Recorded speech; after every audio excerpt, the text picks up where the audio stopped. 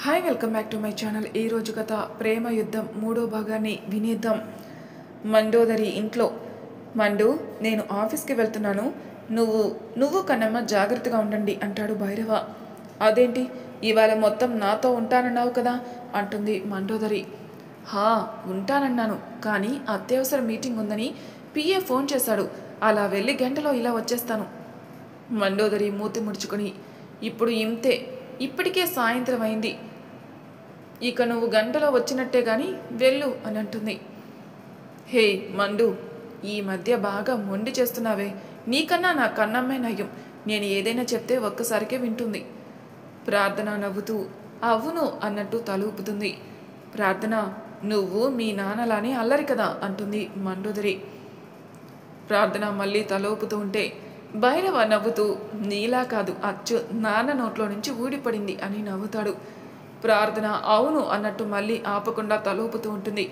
మండోదరి ప్రార్థన తల పట్టుకొని ఆపి తల తిరుగుతుంది.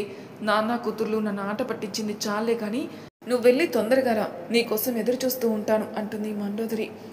హా, అలా వెళ్ళి ఇలా వచ్చేస్తా, బాయ్ అంటూ వెళ్ళిపోతాడు భైరవ. అప్పుడే గంగోత్రి ఇంటి పక్కన ఉండే బామ్మ వచ్చి అమ్మగారు అని పిలుస్తుంది మండోదరిని.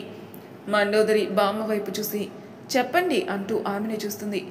అమ్మగారు, మీరు కొత్తగా వచ్చారని నేను పనిచేసే ఇంటి అమ్మగారు చెప్పారు. మీ ఇంట్లో పని ఏమైనా ఉందా అమ్మా?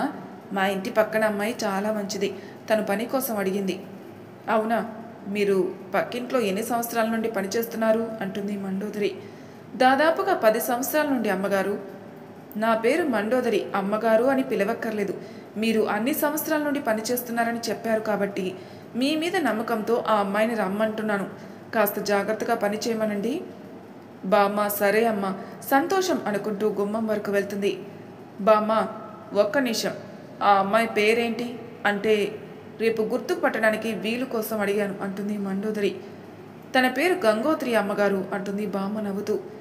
మండోదరి ఒక్కసారిగా కోపంగా మారిపోయి, వద్దండి, మాకు ఏ పని అమ్మాయి వద్దు, ముఖ్యంగా ఆ పేరు గల వాళ్ళు అస్సలే వద్దు. మీరు వస్తానంటే చెప్పండి, మీకే 2 జీతం ఇస్తాను అంటుంది. ఆమెకి మండోదరి ఎందుకు అలా అంటుందో అర్థం కాక 2 జీతం అనేసరికి నేనే వస్తాను అమ్మగారు అని సంతోషంగా వెళ్ళిపోతుంది. చిచి, ఇవాళ లేచిన దగ్గర నుంచి ఆ దరిద్రాన్ని తలుచుకోవాల్సి వస్తుంది, ఏంటో నా కర్మ. వెంటనే ఫోన్ చేసి రాఘవిని పిలిపించాలి. ఇక్కడికొచ్చి అన్నయ్య పరిస్థితిని చూస్తే తన కోపం ఇట్టే పోతుంది అనుకున్నదే తడువుగా రాఘవికి ఫోన్ చేస్తుంది. కానీ రాఘవి ఫోన్ ఎప్పట్లాగనే స్విచ్ ఆఫ్ అని వచ్చేసరికి అసహనంగా ఫోన్ తీసి సోఫాలో విసిరేస్తుంది మండోదరి. కిరీటి వాళ్ళ ఇంట్లో ఎప్పటిలానే రాత్రి 10 గంటలకి వస్తారు కిరీటి, వాసులు.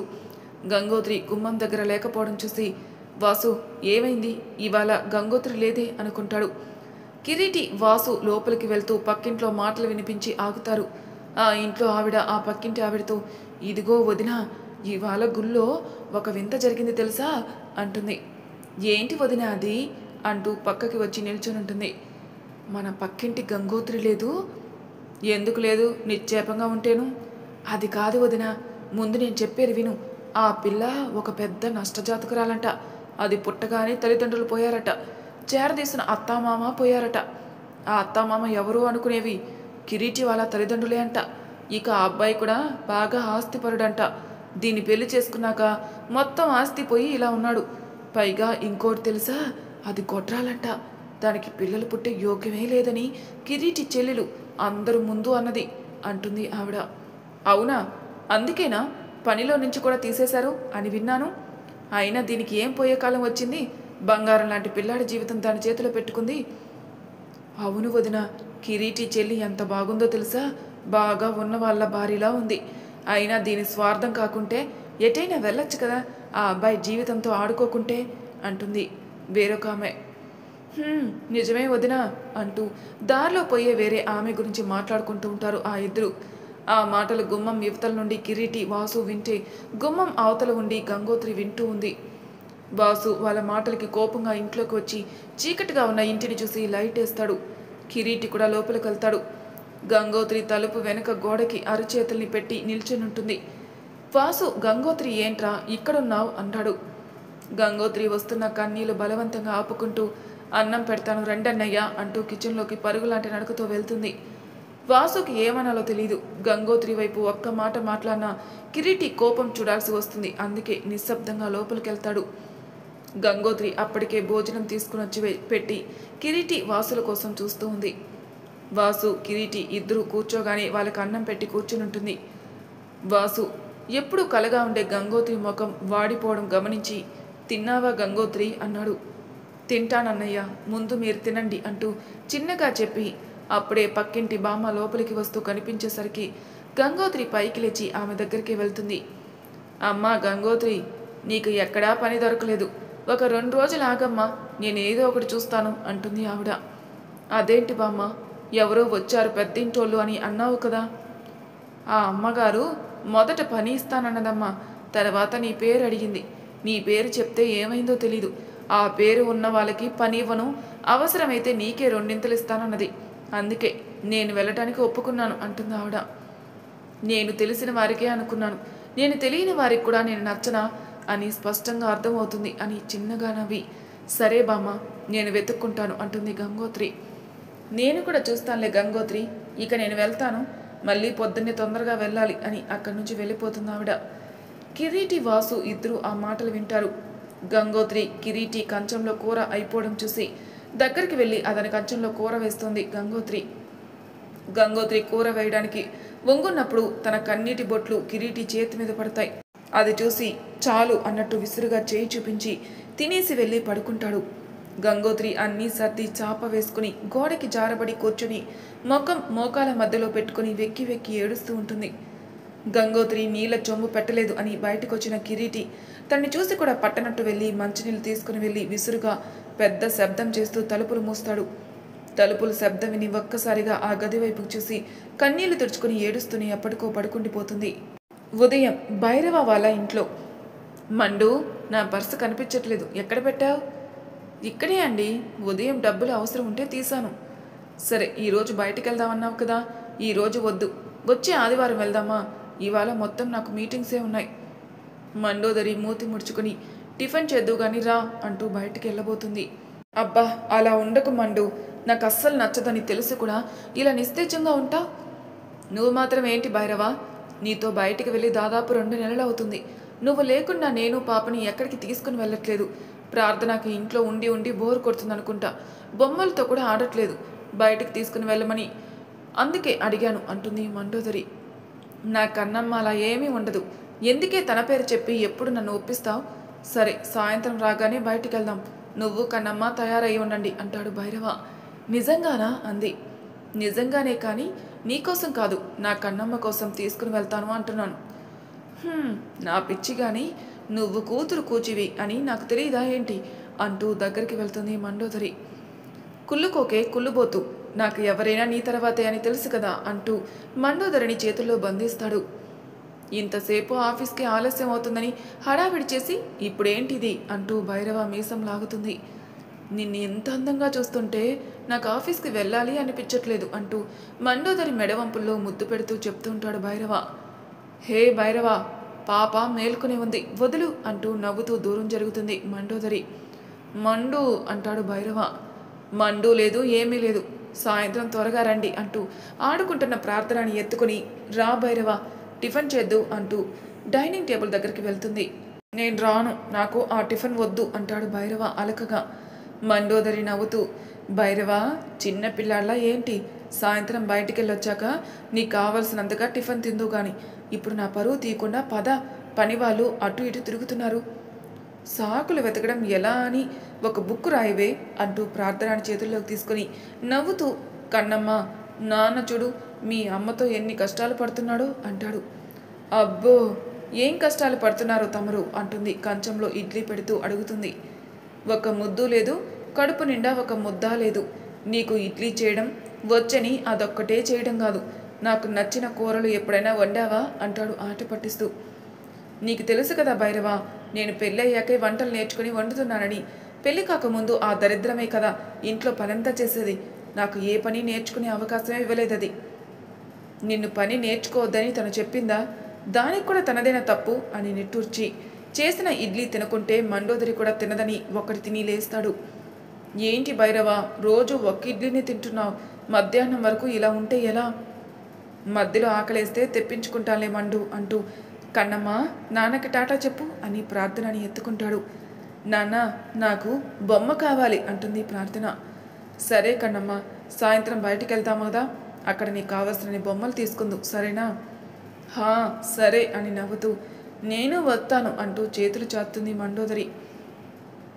నేను ఆఫీస్కి వెళ్తున్నాను కన్నమ్మ, అమ్మ దగ్గర ఉండు అంటూ మండోదరి నుదుటిన ముద్దిచ్చి ప్రార్థన అరచేతులు కూడా ముద్దిచ్చి ప్రార్థనని ఎత్తుకొని కారు వరకు వెళ్తాడు. భైరవ కారులో కూర్చోగానే మండోదరి పాపను తీసుకుని భైరవ అన్నయ్య దగ్గరికి వెళ్తావా ఇవాళ అంటుంది. మధ్యాహ్నం వెళ్తాను మండు, తను ఎక్కడ ఉంటాడో తెలిసింది, తన ఇంటికి వెళ్ళి మాట్లాడి కుదిరితే వెంట పెట్టుకొని వస్తాను. అన్నయ్యని ఒక్కరినే తీసుకుని రండి, ఇంతకు ముందంటే ఏమో, ఇప్పుడు నా పాప మీద తన నీడ పడడం కూడా నాకు ఇష్టం లేదు అంటుంది మండోదరి. సరే అంటాడు భైరవ. ఇంకొకటి భైరవ, గంగోత్రిని అలా వదిలేయడం కూడా సబబు కాదు, ఎక్కడైనా హాస్టల్లో పెట్టు అంటుంది మండోదరి. ఏంటి అంటాడు. అబ్బా నువ్వు ఆశ్చర్యపోకు భైరవ, తను మా నాన్న చెల్లి కూతురు, నాన్నకి నాకన్నా అన్నయ్య కన్నా తనంటేనే ఎక్కువ ఇష్టం, తనని జాగ్రత్తగా చూసుకోమని చనిపోయే ముందు కూడా నాన్న అన్నయ్య దగ్గర ప్రమాణం చేయించుకున్నాడు అని నువ్వే చెప్పావు కదా అంటుంది. సరే నేను వెళ్తున్నాను, ఇప్పటికే ఆలస్యమైంది అని అక్కడి నుంచి బయలుదేరతాడు భైరవ. భైరవ కారు వెళ్లే వరకు గేటు బయట దగ్గరుండి లోపలికి వెళ్తుంది మండోదరి. కిరీటి వాళ్ళ ఇంట్లో గంగోదరి నిద్ర లేచేసరికి బాగా ఆలస్యం అవుతుంది. లేచి చుట్టూ చూసేసరికి తలుపులు దగ్గరికి పెట్టుంటాయి. అయ్యో ఈరోజు ఆలస్యమైందే, వీళ్ళు తినకుండానే వెళ్ళారా అనుకుని లేచి ఇంట్లో పనిచేసి స్నానం చేసి కూర్చొని గంగోత్రి. అప్పటికే 10 గంటలవుతుంది. ఇంట్లో పని అయిపోయిన దగ్గర నుంచి ఏమీ తొయ్యట్లేదు. పని లేక ఎవరైనా పని ఇస్తారేమో అని రోడ్డు వెంట నడుస్తూ వెళ్తోంది గంగోత్రి. అలా మధ్యాహ్నం అయ్యేసరికి ఎక్కడా పని దొరక్క ఇంటికి వెళ్ళి నిన్నటి నుంచి ఏమీ తినకపోవడం వల్ల ఆకలిగా ఉండి అన్నం పెట్టుకుని బయటకు వస్తుంది. భైరవ మధ్యాహ్నం అవుతుండగా హోటల్లో మీటింగ్ అయిపోయి అక్కడే తిని గంగోత్రి వీధిలోకి వెళ్ళి అక్కడ కనిపించిన వారిని ఇల్లు ఎక్కడో అడిగి అక్కడి నుంచి దారి లేక కారు అక్కడే ఆపి కిరీటి ఇంటికెళ్ళి డోర్ కొడతాడు. డోర్ శబ్దం వినేసరికి గంగోత్రి అన్నం కొంచెం అక్కడే బల్ల మీద పెట్టేసి వెళ్ళి తలుపులు తీసి ఎదురుగా ఉన్న భైరవాన్ని చూసి కొద్దిగా షాక్ అవుతుంది. కిరీటి లేడా గంగోత్రి అంటాడు భైరవ. లేడు సార్, షెడ్కి వెళ్ళాడు, ఫోన్ చేసి పిలవమంటారా అంటుంది. పర్లేదు, నేను షెడ్ దగ్గరికే వెళ్తాను, అడ్రస్ చెప్పు. గంగోత్రి అడ్రస్ చెప్పి లోపలికి రండి సార్ అని గుమ్మానికి అడ్డు తప్పుకుంటుంది. భైరవ ఇల్లంతా చుట్టూ చూసి నీతో కిరీటితో మాట్లాడిన తర్వాత మాట్లాడాలి అనుకున్నాను, కానీ నేను అనుకున్న దానికి పరిష్కారం నువ్వే ఇస్తావు అనిపిస్తుంది. పరిష్కారమా ఏంటండి అంటుంది గంగోత్రి. ఒక చిన్న విషయం నాకు తెలుసు, అయినా అడుగుతున్నాను, ఇలా అడుగుతున్నానని తప్పుగా అనుకోకు గంగోత్రి. నేనెందుకు తప్పుగా అనుకుంటానండి, మీరు నా అన్నయ్య లాంటి వారు అని అనబోయి మీరు నా శ్రేయోభిలాష లాంటి వారు అంటూ ఒక ప్లాస్టిక్ కుర్చీ వేసి కూర్చోండి అంటుంది. భైరవ కూర్చొని నాకు ఎలా మొదలు పెట్టాలో తెలియట్లేదు, కానీ ఇది ఎప్పటికైనా చెప్పాల్సిన విషయమే అంటాడు. అయ్యో సార్, మీరు ఏది చెప్పినా నేను ఏమీ అనుకోను, ఏంటో చెప్పండి అంటుంది గంగోత్రి. చూడు గంగోత్రి, నేను ఎక్కువ నాంచకుండా నేరుగా అసలు విషయంలోకి వస్తున్నాను. నువ్వు కష్టాలు పడుతున్నావని కిరీటిని కూడా కష్టాలు పెట్టడం న్యాయం కాదు. వాణ్ణి నేను పిలిస్తే రాడు, మండోదరి పిలిచినా రాడు, కేవలం నువ్వు వదిలేస్తే తప్ప అంటాడు భైరవ.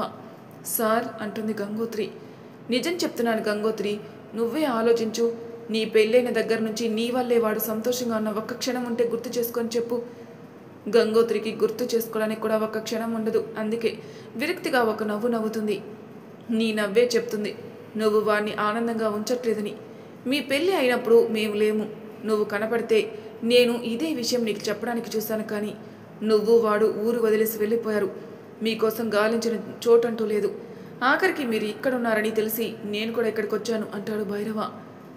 మీకు నేను అడ్డుగా లేను కదండి, మీ బావమరిది మీ ఇష్టం అంటుంది గంగోత్రి. అడ్డుగా లేవని నువ్వు అనుకుంటున్నావేమో, కానీ నువ్వు మా ప్రతి అడుగులోనూ అడ్డుగానే ఉన్నావు గంగోత్రి. నన్ను క్షమించు, నేను ఇలా మాట్లాడకూడదు, కానీ ఇదే నిజం కాబట్టి మాట్లాడాల్సి వస్తుంది అంటాడు భైరవ. మరి నన్ను ఏం చేయమంటారు అని తల నేలకి వేసి అడుగుతుంది గంగోత్రి. కిరీటికి విడాకులు ఇవ్వు గంగోత్రి. భైరవ తనతో మాట్లాడేలే అన్నప్పుడే ఆ మాట ఊహించింది కాబట్టి ఎక్కువగా స్పందించకుండా ఉంటుంది గంగోత్రి. నేను ఇప్పుడే నిర్ణయం చెప్పమనట్లేదు గంగోత్రి, బాగా ఆలోచించుకొని చెప్పు. నేను ఇలా చెప్పడానికి కారణం కూడా ఉంది. నిన్న గుళ్ళో చూశాను, మీ మధ్యలో బంధం నీటి మీద బుడగలానే ఉందని. ఇక్కడ నువ్వు కిరీటి, అక్కడ రాఘవి ఎవ్వరూ సంతోషంగా లేరు.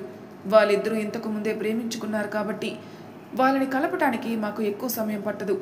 ఒకవేళ వాళ్ళు వినకున్నా నేను మండోదరి కాళ్ళ వేళ పడి కిరీటిని ఒప్పిస్తాం. రాఘవిని ఒక్కసారి చూస్తే వాడి మనస్సు కూడా మారుతుంది అంటాడు భైరవ. ఇప్పుడు నేను ఏం చేయాలండి అంటుంది గంగోత్రి. నువ్వు తనకి దూరం అవితేనే మేము ఇవన్నీ చేయగలం గంగోత్రి. గంగోత్రి మౌనంగా ఉంటుంది. ఏంటి గంగోత్రి, స్వార్థం చూపిస్తున్నాను అనుకుంటున్నావేమో, కానీ నేను నిజం మాట్లాడుతున్నాను అని లేచి కార్ దగ్గరికి వెళ్ళి తిరిగి ఇంట్లోకి వస్తాడు. గంగోత్రి భైరవ వెళ్ళి వస్తుంటే అతని వైపే చూస్తుంది. గంగోత్రి, ఇవి విడాకుల పత్రాలు.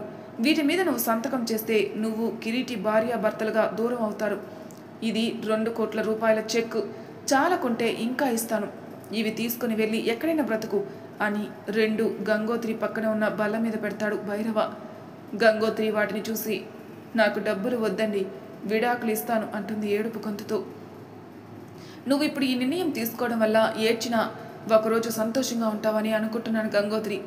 ఇక కిరీటి, రాఘవి, మండు కూడా సంతోషంగా ఉంటారు. డబ్బులు వద్దు అనకుండా తీసుకో అంటాడు భైరవ. తప్పుగా అనుకోకండి, నేను డబ్బు తీసుకోనండి. తల్లిదండ్రులేక దిక్కులేని నన్ను ఆదుకుంది మా మామయ్య కుటుంబం. ఇన్ని రోజులు ఆ ఇంట్లో ఉండి మామయ్య పెట్టింది, బావ పెట్టింది తిని ఇప్పుడు డబ్బు తీసుకుంటే మామయ్యని అవమానించిన దాన్ని అవుతాను అని విడాకుల పత్రాలు చేతిలోకి తీసుకొని సంతకం ఎక్కడ పెట్టాలో చెప్తారా అని అడుగుతుంది. అదేంటి, ఆలోచించుకోమని చెప్పాను కదా, నువ్వు ఇప్పుడే పెట్టాల్సిన అవసరం లేదు. మీ నిర్ణయం నా నిర్ణయం విడిపోవడమే అయినప్పుడు ఇప్పుడు పెడితే ఏంటి, ఇంకెప్పుడు పెడితే ఏంటండి? బావతో పెళ్ళైన రోజు నుంచి విడాకులు తీసుకుందామని అనుకున్నాను, కానీ ఇవి తీసుకోవడానికి డబ్బులు చాలా అవుతాయని ఆగాను అంతే అంటుంది గంగోత్రి. భైరవ గంగోత్రి చేతికి పెన్ ఇస్తాడు. గంగోత్రి దాన్ని చేతిలోకి తీసుకుని పెన్ మూత తీసి బొటన్ వేలికి ఇంకు రాసుకుని భైరవ చూపించిన దగ్గర వేలి ముద్ర వేస్తుంది. భైరవ పెన్ తీసుకుని జోబులో పెట్టుకుంటూ, కిరీటితో ఈ విడాకుల మీద నువ్వే సంతకం పెట్టించు. నేను అడిగితే మా మీద కోపంలో ఉన్నవాడు ఇప్పుడు ఒప్పుకోడు అంటాడు. గంగోత్రి సరే అని తలూపి, మాకు విడాకులు ఎప్పుడు వస్తాయండి అంటుంది. వాడు సంతకం పెడితే ఈ వారంలోనే కోర్టుకి ఒకరోజు పిలుస్తారు. బలమైన కారణం ఉంటే వెంటనే విడాకులు మంజూరు చేస్తారు, లేదంటే 6 నెలలు కలిసి ఉండాలి. సరే అంటుంది. నేను మొదట వాడితో మాట్లాడదామనుకున్నాను, కానీ నీ నుంచి అయితే మంచిది అని ఇప్పుడు అనిపిస్తుంది. ఇక నేను వెళ్తాను. సరే అండి అని తల ఊపుతుంది. భైరవ అక్కడి నుంచి వెళ్ళిపోతాడు. గంగోత్రి విడాకుల పత్రాల వైపే చూస్తూ అక్కడే గోడకి జారబడి కూర్చుంటుంది. మరి తర్వాయి భాగంలో ఏం జరుగుతుందో నెక్స్ట్ ఎపిసోడ్లో తెలుసుకుందాం. అంతవరకు నా ఛానల్ సబ్స్క్రైబ్ చేయని వాళ్ళు ప్లీజ్ సబ్స్క్రైబ్ చేసుకోండి, లైక్ చేసి షేర్ చేయండి. మీ అభిప్రాయాలు నాకు కామెంట్ రూపంలో తెలియజేయండి. Thank you for listening.